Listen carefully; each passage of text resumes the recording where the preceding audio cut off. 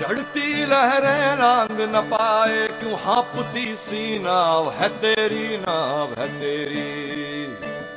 तिनका जोड़ के सांसें क्यों नापती सी नाव है तेरी, नाव है तेरी, नाव है तेरी। 10 लाख आबादी का जो सलोरी नाला बह रहा है, इसके तेज बहाव को रोकने के लिए हमें बीच बीच में गतिरोधक बनाना पड़ा।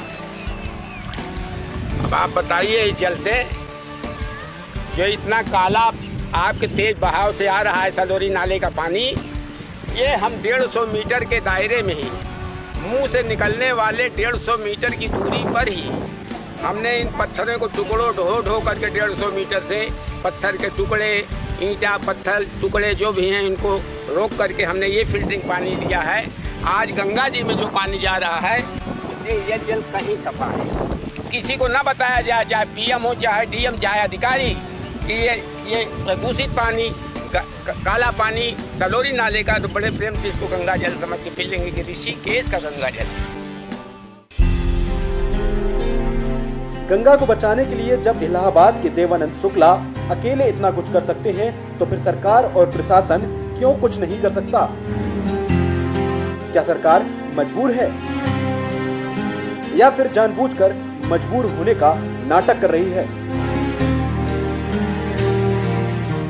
मैंने कहा है कि ये इनकी बाप की बपौती है जो केंद्र से पैसा आया है। इन अधिकारियों को, जिसको नगर इकाई को काम दिया जा रहा है, क्या इनके बाप की बपौती? हर साल गंगा की सफाई को लेकर सरकार कागजों में करोड़ों रुपए खर्च करती है, लेकिन सफाई कहाँ होती है और किसकी होती है, ये किसी को नहीं पता चलता।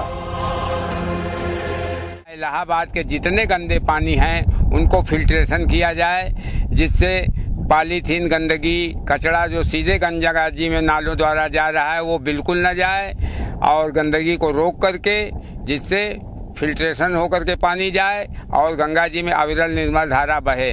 ये हमारा संकल्प है कि अगर इसका निवारण नहीं होता महाकुंभ के लिए, तो हमारा अनवरत अनशन जारी रहेगा। ये हाल अकेले गंगा मैया का नहीं है, बल्कि देश में कई ऐसी नदियां हैं जो शहरों की गंदगी को अपने में समाकर अपना खुद का अस्तित्व खोती जा रही हैं। नदियों में प्रदूषण की वजह भी शहरों से आने वाले ये नाले ही हैं। सरकार शहरी विकास पर ध्यान देती है, नई योजनाएं बनाई जाती हैं, सीवेज लाइनें भी बिछाई जाती हैं, लेकिन शहर की गंदगी कहां जाएगी, इस ओर ना तो सरकार ध्यान देती है और ना ही योजनाओं को बनाने वाले इंजीनियर इस ओर कोई ध्यान देते हैं। शहर के विकास का खामियाजा इन नदियों को भुगतना पड़ता है। अहम सवाल, एक ओर सरकार नदियों को साफ करने के लिए हर साल करोड़ों रुपए खर्च करती है, तो वहीं दूसरी ओर खुद नदियों को गंदा करने में जुटी है। क्या है ये? सरकार की नदियों के प्रति उदासीनता या फिर नदियों के नाम पर जनता के पैसे की बर्बादी? आखिर कब तक सरकार देवानंद और देवानंद जैसे कई गंगा बचाओ आंदोलनकारियों की अनदेखी करती रहेगी और गंगा मैया यूं ही अपना अस्तित्व खोती चली जाएंगी? सवाल कई पर जवाब कोई नहीं। इलाहाबाद से पंकज चौधरी के साथ ब्यूरो रिपोर्ट, न्यूज पॉइंट।